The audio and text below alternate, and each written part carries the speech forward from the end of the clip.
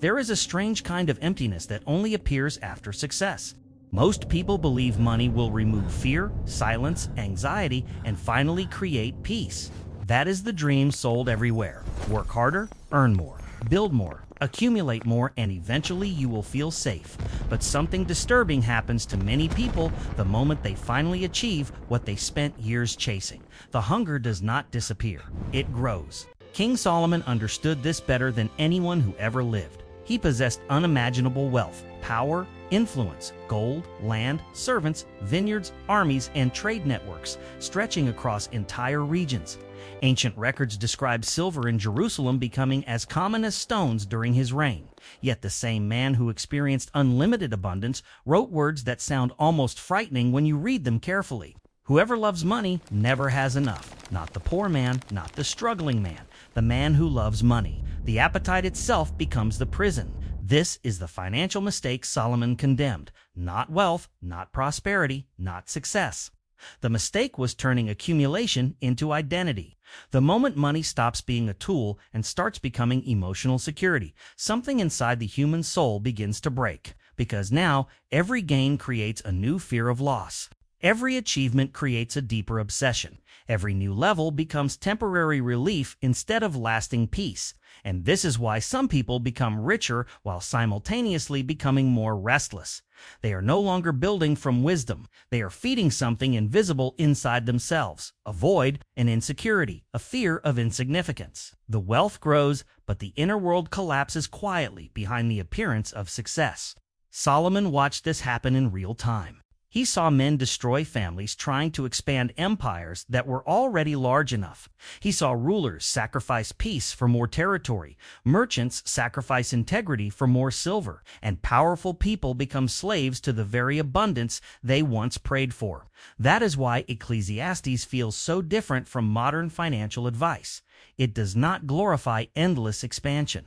It warns about the psychology behind it, because the most dangerous form of poverty is not lacking money. It is needing more and more of it just to feel valuable. And the terrifying part is that most people never realize when that transformation begins. It happens slowly, quietly, one compromise at a time, one obsession at a time, until eventually the pursuit of wealth is no longer about building a better life. It becomes an attempt to escape an inner emptiness that money was never designed to heal.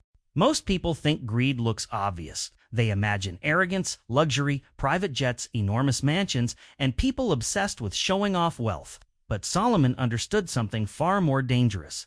The deepest attachment to money rarely looks like greed in the beginning. It usually disguises itself as responsibility. A man says he wants more money to protect his family. That sounds honorable. Another says he wants financial freedom so he can finally relax. That sounds reasonable. Someone else says they simply want enough, but the definition of enough keeps moving every year. What began as survival quietly transforms into obsession, and most people never notice the moment the line was crossed. This is the psychology behind unlimited wealth seeking. It is rarely about money itself. Money becomes emotional medication, a way to numb uncertainty, a way to feel respected, a way to feel powerful in a world where people secretly fear becoming invisible. That is why some individuals become deeply anxious, even after becoming financially successful. Their external life expands while their internal fear remains untouched. They believe the next milestone will finally create peace, the next investment, the next business, the next property, the next million, but every achievement produces only temporary relief before anxiety returns stronger than before. Solomon described this cycle with terrifying accuracy. He wrote that the eyes of man are never satisfied. That statement was not merely poetic, it was psychological. Human desire has no natural stopping point when it becomes disconnected from wisdom. Appetite grows through feeding, not through satisfaction. Modern culture amplifies this endlessly. Everywhere you look, people are taught to compare themselves constantly. Someone always owns more. Someone always travels more. Someone always appears more successful. And comparison quietly destroys contentment because it trains the mind to treat life like an endless scoreboard. This creates a hidden emotional contradiction. People pursue wealth believing it will create freedom, but many become more emotionally imprisoned with every level of success. Their lifestyle expands, their obligations expand, their fears expand. Their dependence on maintaining status expands, and suddenly they are no longer working because they love building. They are working because they are terrified of falling behind. That fear changes people slowly. Rest becomes guilt. Silence becomes uncomfortable. Family becomes secondary. Prayer becomes occasional. Health becomes negotiable. Peace becomes postponed. The soul begins living in permanent anticipation, always chasing the next moment where enough will finally feel like enough. But Solomon reached the top of human achievement and discovered something shocking. The problem was never the size of the wealth. The problem was the condition of the heart holding it, because wealth magnifies whatever already exists inside a person. If insecurity exists, wealth amplifies it. If fear exists, wealth expands it. If emptiness exists, wealth decorates it without removing it. This is why unlimited wealth becomes psychologically dangerous for certain people. They stop seeing money as a resource and start seeing it as protection against emotional pain. And once money becomes emotional protection, losing even a small part of it begins to feel like losing part of yourself. That is when abundance quietly transforms into slavery. The financial mistake Solomon condemned was not laziness. It was not ambition. It was not even wealth itself. It was the moment a person loses the ability to stop. That is the part modern culture refuses to discuss. Everyone talks about how to become rich. Almost nobody talks about what happens to the human mind after accumulation becomes limitless. Solomon saw that danger before anyone else because he lived through it personally. He was not speaking as a philosopher observing life from distance. He was speaking as a man who had already touched nearly everything the world could offer. And what terrified him was not poverty. It was appetite without boundaries. Ecclesiastes 5:10 says, "Whoever loves money never has enough. Whoever loves wealth is never satisfied with their income." Notice the precision of that statement. Solomon does not say wealthy people are evil. He says the love itself becomes the curse, because love changes the relationship. Once money becomes emotionally worshipped, it stops serving you and starts controlling you. This is the mistake that destroys people silently. At first, wealth feels empowering. You escape stress, you gain options, you gain comfort, you gain influence. But if wisdom does not grow faster than income, money begins altering your perception of reality. You start measuring human worth through productivity. Relationships become transactional. Rest feels unproductive. Every hour not monetized begins to feel wasted. This is why many highly successful people secretly cannot relax. Even while eating dinner, their minds are calculating. Even during vacations, they feel tension. Even during moments that should feel meaningful, they remain psychologically elsewhere, trapped inside expansion, performance, and accumulation. Solomon watched this happen repeatedly inside kingdoms, markets, and families. He saw men who once prayed for provision become consumed by preservation. At first, they wanted enough to survive, then enough to feel safe, then enough to feel respected, then enough to dominate, and eventually the pursuit itself became addictive. Because wealth creates a dangerous illusion. It convinces people that control is possible. The more money someone accumulates, the more they begin believing they can outmaneuver uncertainty itself. They build larger reserves, larger portfolios, larger empires, hoping one final level of abundance will eliminate fear permanently. But fear cannot be solved externally when its roots are internal. That is why some wealthy individuals become increasingly paranoid instead of increasingly peaceful. They fear losing status. They fear market collapses. They fear irrelevance. They fear younger competitors. They fear betrayal. The empire grows while emotional security shrinks.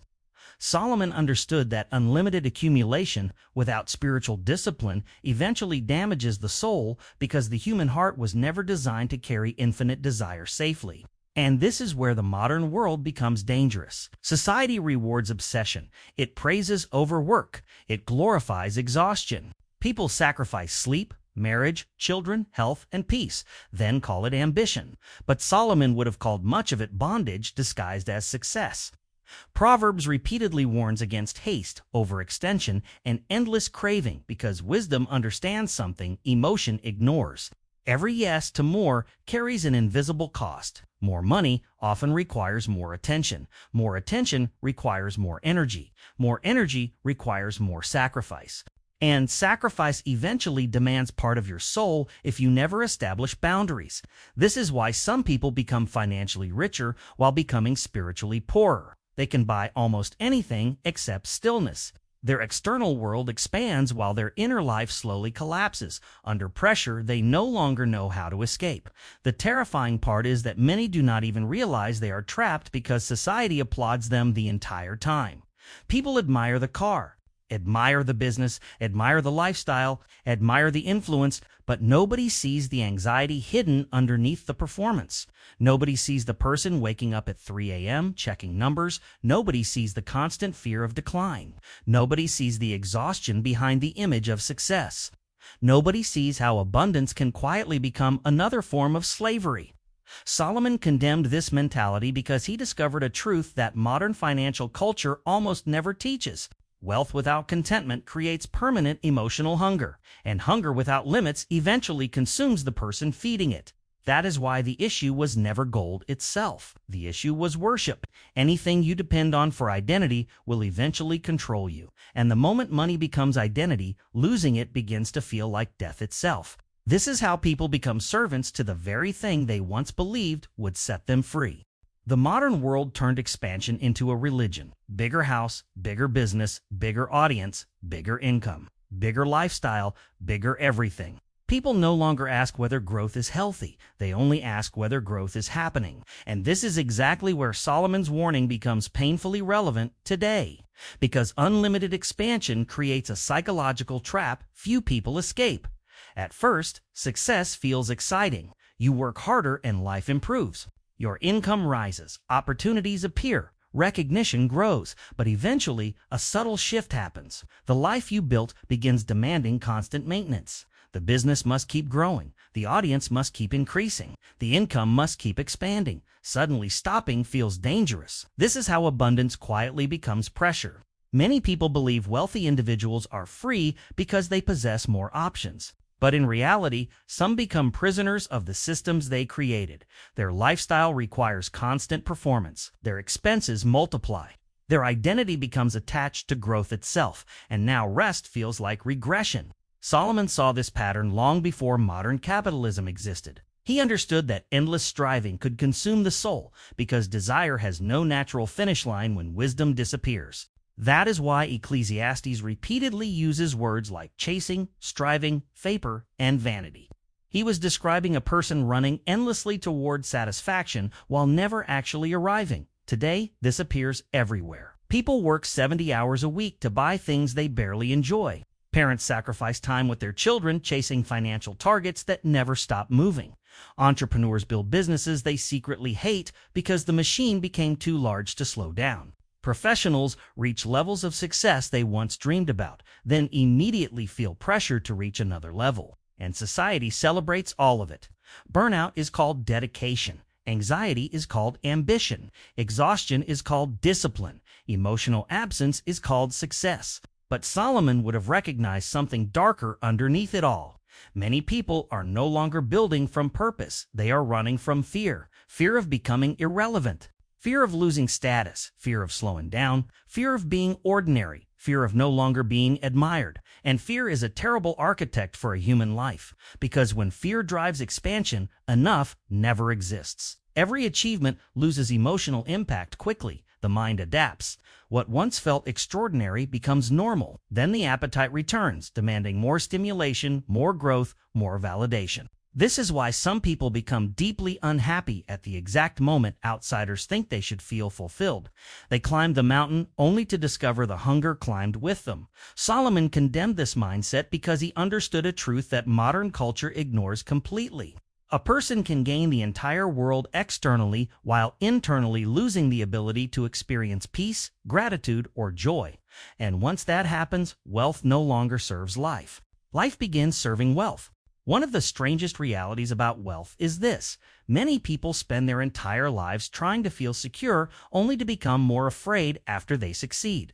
That sounds irrational until you understand human psychology. Security created only by external abundance is fragile because external things can always change. Markets collapse, economies shift, businesses fail, health disappears, influence fades. And deep inside, many wealthy individuals know this constantly, even when they appear confident in public. This is why some millionaires live with more anxiety than people who have far less. Solomon observed that wealth alone cannot calm the human spirit because fear does not disappear through accumulation. Fear simply changes form. A poor man fears not having enough. A rich man fears losing what he has. Both are controlled by the same emotional prison if wisdom is absent. And the more a person attaches identity to possessions, the more terrifying loss becomes. This creates a hidden psychological burden few people talk about openly. Wealth expands responsibility faster than emotional maturity for many individuals. More assets require more attention. More success attracts more expectations. More influence attracts more pressure. Eventually, the person no longer feels like they own their wealth. It feels like the wealth owns them. That is why some highly successful people become obsessive about control. They monitor everything constantly. They struggle to trust others. They become emotionally exhausted trying to protect what they built. Internally, they are no longer enjoying abundance. They are defending it. Solomon understood this deeply. He saw that abundance without inner peace creates permanent tension because the soul keeps searching for stability in things that were never permanent to begin with. This is why contentment becomes such a powerful form of wealth psychologically. A content person can enjoy success without worshiping it. They can build without becoming consumed by building. They can multiply resources without attaching their identity to numbers. But when contentment disappears, nothing feels sufficient anymore. More money becomes emotional oxygen. More success becomes validation. More expansion becomes proof of worth. And once that cycle begins, stopping feels impossible because the person is no longer pursuing wealth for practical reasons. They are using wealth to protect themselves emotionally from insecurity, insignificance, and fear. That is why Solomon repeatedly returned to the idea that wisdom is greater than riches. Wisdom protects the mind from becoming enslaved by the very blessings it once prayed for. Because the tragedy is not becoming wealthy. The tragedy is gaining abundance while losing the ability to feel peace without it. Solomon never taught poverty. He taught order. That distinction changes everything. Many people misunderstand biblical prosperity because they only see two extremes. On one side, obsession with wealth. On the other, rejection of wealth entirely. But Solomon's writings reveal a completely different model. The issue was never possession. The issue was stewardship. A wise person controls resources. A foolish person is controlled by them. This is why Solomon consistently connected prosperity with wisdom instead of greed. In Proverbs, wealth appears beside discipline, patience, diligence, generosity, restraint, and understanding. Not obsession, not emotional addiction, not endless expansion. The modern world teaches people to pursue more. Solomon taught people to govern what they already have first. That is why he valued boundaries so deeply. Boundaries protect the soul from excess. Boundaries protect ambition from turning destructive. Boundaries protect prosperity from becoming idolatry. And this is exactly what many people lose while chasing unlimited wealth. They abandon limits entirely. More work, more stress, more leverage, more risk, more pressure, more expansion. They believe removing limits creates freedom, when in reality it often destroys stability. Solomon understood that sustainable prosperity must be built like a foundation, not like a wildfire. This is why wisdom literature constantly emphasizes patience, because healthy wealth compounds slowly enough for character to mature alongside it. Fast expansion without internal discipline becomes dangerous. The person grows financially faster than they grow emotionally or spiritually, and eventually success exposes weaknesses character was not prepared to handle. That is why Solomon admired stewardship more than accumulation. A steward understands that resources are temporary assignments, not permanent identities. Money becomes a tool to build, protect, bless, teach, and create stability for future generations. This changes the emotional relationship with wealth completely. Instead of asking, "How much more can I get?" the wise person asks, "How well can I manage what has already been entrusted to me?" That mindset creates peace because identity is no longer attached to constant expansion. Joseph demonstrated this powerfully in Egypt. During abundance, he did not consume everything emotionally. He organized, preserved, prepared, and managed resources with discipline long before crisis arrived. He understood that wisdom is not proven during prosperity. Wisdom is proven by how prosperity is handled, and that principle still separates stable people from unstable people today. Some individuals earn enormous amounts yet remain financially fragile because their lifestyle expands as fast as their income. Others build slowly, manage carefully, avoid emotional decisions, and create peace that survives difficult seasons. Solomon respected the second path because true prosperity was never merely about visible wealth. It was about freedom from desperation, freedom to rest without guilt, freedom to say no to destructive opportunities, freedom to live without constant fear, freedom to give generously without panic, freedom to enjoy life without worshiping possessions. That is why biblical prosperity feels so different from modern consumer culture. Modern culture says your value increases when others envy you. Solomon taught that your value increases when wisdom governs you. One mindset creates endless comparison. The other creates stability. One produces constant emotional hunger. The other produces peace, even during uncertainty. And this is the paradox Solomon discovered after experiencing more wealth than almost anyone in human history. The person who controls desire becomes richer internally than the person who endlessly feeds it externally. Because eventually, every human being must answer the same question: do you own your wealth, or does your wealth quietly own you? Solomon reached a conclusion that most people spend their entire lives trying to avoid. Unlimited wealth cannot heal unlimited emptiness. That realization changed the way he saw power, success, money, and even life itself. After building kingdoms, multiplying gold, expanding influence, and experiencing pleasures most people could never imagine, he discovered that peace does not come from possessing more.